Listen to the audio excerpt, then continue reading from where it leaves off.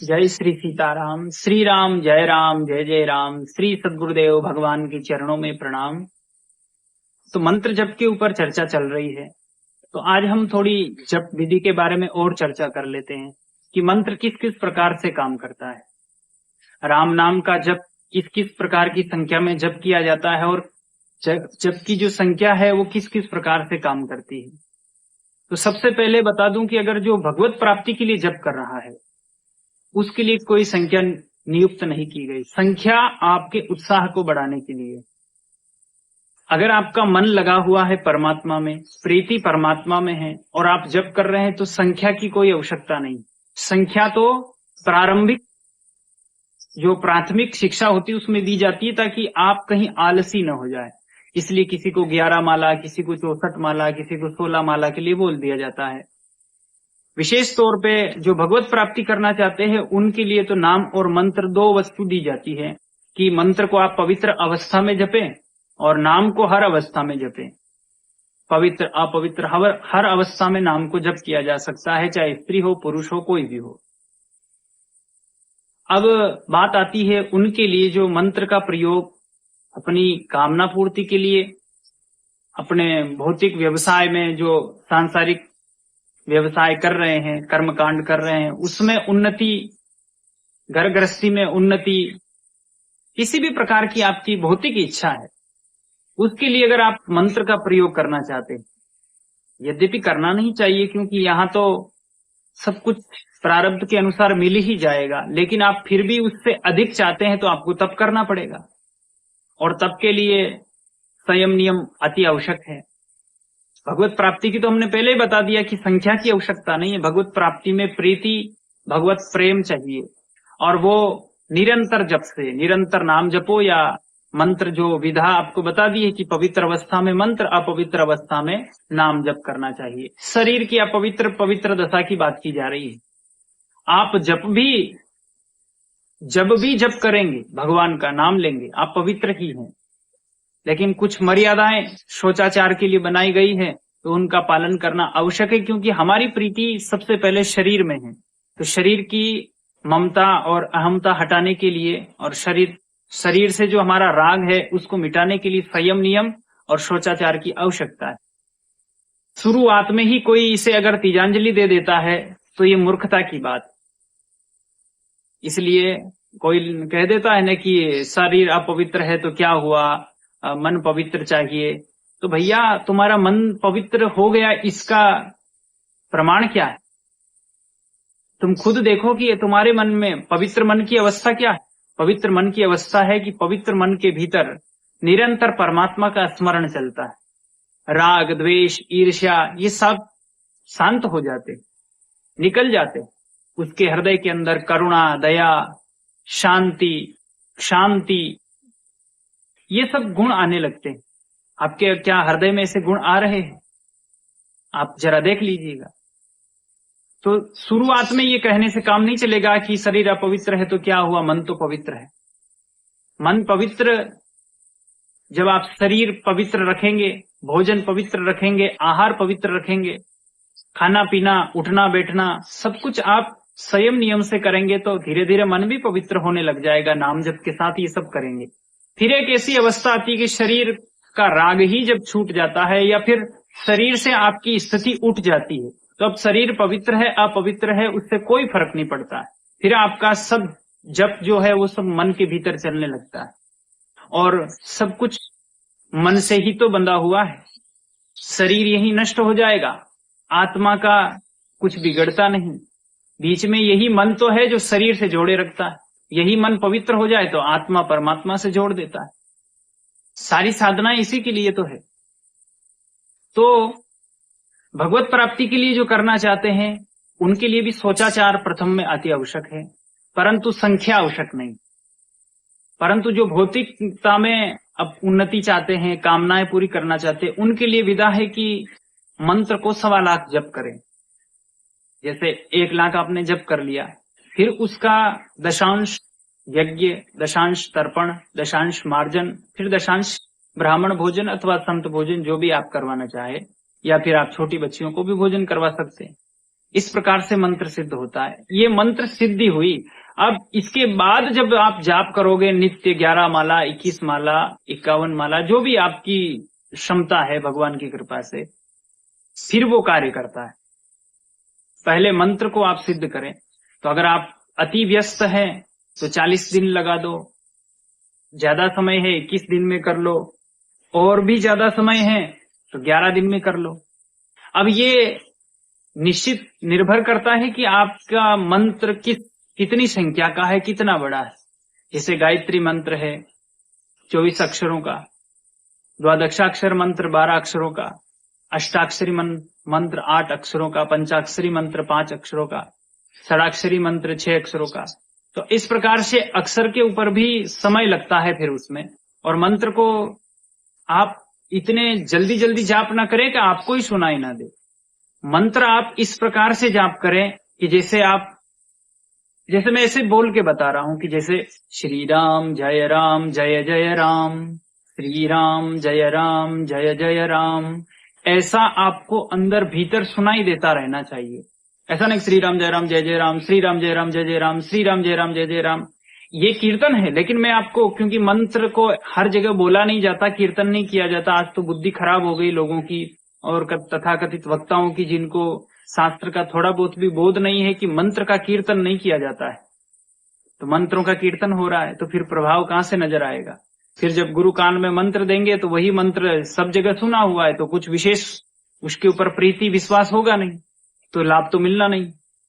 इसलिए साधु संत और जो शास्त्रों में और जो ऋषि मनुष्यों ने कहा कि गुप्त रखना चाहिए, इसीलिए कहा था कि तुम्हारी श्रद्धा बनी रहे। लेकिन उस बात को कोई समझना नहीं चाहता। तो ऐसे आपको, जब आप जप कर रहे हैं तो जप आपको आपके होठों से चल रहा है, ठीक है, लेकिन माला के साथ में, होठ के साथ में, आपके मन में आपको सुनाई भी देता रहे, ऐसा मंत्र जाप करेंगे तो 1.25 लाख में आपका मंत्र कार्य करने के लिए तत्पर हो जाएगा। फिर आप जो भी संकल्प करके जप करेंगे, जैसे मंत्र के साथ में आपको आपके गुरु मंत्र की दीक्षा देने के साथ में मंत्र का ऋषि कौन है, देवता कौन है, छंद क्या है, बीज क्या है और इसका किलक क्या है, ये सब कुछ बताते हैं। मंत्र और नाम 2 वस्तुएं प्रदान करते हैं। तो आप मंत्र को 1.25 लाख जप करके सिद्ध कर सकते हैं। फिर उसका, अगर आप दशांश यज्ञ नहीं कर सकते तो दशांश जाप कर लीजिए। तर्पण करना आपको नहीं आता, मार्जन करना भी नहीं आता, तो फिर उसका दशांश आप जप करते जाइए। और 1.25 लाख ऐसे जाप करने से आपका सिद्ध हो जाता है। फिर उसके बाद आप छोटा मोटा आपसे जैसा हो सके पूजन पाठ और थोड़ा हवन कर दे। मंत्र का ब्राह्मण देवता को बुलाकर, अगर आप सक्षम है, खुद करने में सक्षम है तो आप खुद भी कर सकते हैं। पर भोजन अवश्य आपको करवाना है, या छोटी बच्चियों को या फिर किसी संत महात्मा को, ब्राह्मण को भोजन आपको अवश्य करवाना है यथाशक्ति। तो मंत्र सिद्ध हो जाएगा। फिर उसके बाद में आप उसको अपने जो भी आप जिस भी कार्य में लाना चाहते हैं उस कार्य में उसे ला सकते हैं। अब ये हो गई मंत्र की बात। राम नाम की बात, तो अब राम नाम 2 अक्षर का है, इसे भी आप 1.25 लाख जप करके, और फिर उसके बाद आप कंटिन्यू, अगर आप अपने जीवन में कोई अनुभव या फिर कोई साधना या फिर अपनी इच्छा कामना पूरी करना चाहते हैं तो उसी प्रकार से काम में लाया जा सकता है। मंत्र के और नाम के भेद में ऐसा है कि जैसे राम नाम के लिए कहीं कहीं पर लिखा कि राम नाम का 96 करोड़ जप करने से भगवत साक्षात्कार हो जाता है। कहीं पर लिखा है कि श्री राम जय जय राम, इस मंत्र का 13 करोड़ जाप करने से, जाप किया है, कई संतों ने किया और उनको भगवत दर्शन हुआ, भगवत प्राप्ति हुई। ऐसा भी है जैसे हरे राम राम राम हरे हरे, हरे कृष्ण कृष्ण कृष्ण हरे हरे, इस मंत्र का भी 3.5 करोड़ जाप करने से भगवत प्राप्ति होती है। ऐसा जगह जगह लिखा है और जो जो संतों ने अनुभव किया है उन्होंने ऐसा लिखा है। पर ये सबके लिए लागू नहीं होता, बिल्कुल नहीं होता है। किन्हीं संत को 108 रामायण उन्होंने ऐसे की कि वो रोज प्रातः जब बैठते थे पाठ करने तो 16-17 घंटे में वो रामचरितमानस का पाठ कर लेते। एक ही बैठक में पूरा पाठ करते थे रामचरितमानस का। 17 से 18 घंटे लग जाते थे उनको। फिर वो कुछ भोजन प्रसाद पाते और फिर विश्राम में चले जाते। ऐसे उन्होंने 108 दिन में 108 रामायण कर दी। तो उनको श्री राम जी का साक्षात्कार हुआ। क्योंकि उनके मन में केवल भगवान के दर्शन की ही इच्छा थी और उन्होंने एकांत में रहकर ये साधना की। अब उनको देखकर बहुत सारे उनकी जीवनी पढ़कर कई लोगों ने ये प्रयोग किया और अब 108 रामायण एक ही बैठक में 108 दिन तक लगातार उसी प्रकार से नहीं हो सकता है जिस प्रकार से उन महात्मा ने किया, क्योंकि महात्मा एकदम से मुक्त, घर बार से मुक्त, कोई कार्य नहीं, और आप ग्रस्त हैं। अब आप ग्रस्त होके अगर आप इस प्रकार से लेके बैठ जाएंगे तो काम चलेगा नहीं और मन भी आपका लग नहीं पाएगा, क्योंकि कार्य बहुत सारे अटक जाएंगे अगर आप पाठ करने बैठ जाएंगे। तो ऐसा नहीं हो सकता, सबके लिए एक जैसा नहीं हो सकता। लेकिन इतना आवश्यक है कि ये जो संख्याएं बताई गई, इन संख्याओं का रहस्य ये कि आपका उत्साह बढ़े। भगवत प्राप्ति तो आपको निश्चित बता दूं कि भगवत प्राप्ति, आत्म अनुभव, भगवत साक्षात्कार भगवान की कृपा से ही होता है। और जिस भी दिन होता है उस दिन आपका कुछ भी किया हुआ आपके हृदय के भीतर नहीं रह जाता, तब होता है। आपने साधनाएं कर ली, तपस्या कर ली, जप कर लिए, आप थक गए, करते करते थक गए, ये भगवत प्राप्ति की बात कर रहा हूं। सांसारिक इच्छाएं पूरी करने की बात नहीं कर रहा हूं, वो तो होती रहती है, भगवान के नाम में और मंत्र में बहुत शक्ति है, उनकी बात नहीं कर रहा हूं। भगवत साक्षात्कार की बात कर रहा हूं कि जो संख्या की बात कही गई है ना, तो वो कहीं कहीं पर लागू होती, कहीं कहीं पर नहीं होती। तो आप जब करते करते इतने थक जाएंगे कि परमात्मा अब मैं कुछ भी करने लायक नहीं, अब तू जो करवा ले वो हो जाएगा, अब तुम्हारी इच्छा है, तुम साधना करवाओ कि पड़े रखो। ऐसा समर्पण अपने आप आता है। लेकिन ये समर्पण क्यों आता है? जब अहंकार चारों ओर से धूल धूसरित हो जाता है। जो तुम करना चाहते हो वो होता ही नहीं, जो तुम करना चाहते हो साधना तपस्या वो तुमसे पूरी होती नहीं, और वो पूरी भी हो जाती तो कोई अनुभव नहीं होता। फिर तुम रोते बिलखते चिल्लाते हो और फिर हृदय में एक ऐसी दशा आती है कि अब मुझसे कुछ नहीं होगा। जब तुमसे कुछ नहीं होगा और तब तुम शून्य हो जाते हो, अब जो चलेगा भगवान की कृपा से चलेगा, फिर भगवत साक्षात्कार की दशा आती। जब तक तुम हो तुम्हारी साधना है, जब तक तुम हो बात तुम्हारी है। तुम मिटोगे तो परमात्मा मिलेगा, तुम हटोगे तो परमात्मा आएगा। जब तक तुम रहोगे, मैंने तपस्या की, मैंने त्याग किया, मैंने व्रत किया, मैंने उपवास किया, मैंने जप किया, जब तक तुम हो, जब तक ये मैं है, तब तक परमात्मा का अनुभव नहीं हो सकता, आत्मा का अनुभव नहीं हो सकता। सिद्धियां, रिद्धियां, सिद्धियां, चमत्कार, ये छोटे मोटे अनुभव आपके पास आ सकते हैं, लेकिन परमात्मा का अनुभव तो तभी उतरेगा जब आप नहीं बचोगे। फिर जो कुछ होगा उसकी कृपा से होगा। तो ये अंतरंग बात है, इसको कहने से भी चाहे कितना ही कहा जाए फिर भी चूक जाते। जो अनुभव की बात होती है वो कितनी ही शब्दों में कही जाए फिर भी चूक जाती। तो आज हमने राम नाम के जप के विषय में कहा कि आप इन संख्याओं को अगर पार करते हैं तो अनुभव अवश्य होता है। व्यर्थ कुछ भी नहीं, परमार्थ में व्यर्थ कुछ भी नहीं। आपने जो भी किया है उसका आपको फल मिलना निश्चित है। लेकिन जो भगवत प्राप्ति की सर्वोत्तम सिद्धि है, सर्वोत्तम जो प्राप्ति है वो भगवत प्राप्ति है, और उसी के लिए सत्संग है।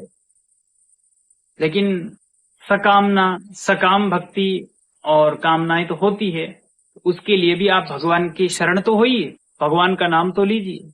मैंने आपको संख्या बता दी कि आप 1.25 लाख से जप करके फिर उसके बाद संकल्प करके आप अपनी कामनाओं को पूर्ण कर सकते हैं। और कोई आपका संकल्प नहीं, कोई इच्छा नहीं, भगवत प्राप्ति के लिए बस केवल भजन करिए, केवल मंत्र जाप करिए, नाम जप करिए, कीर्तन करिए, तो आपका जीवन धन्य।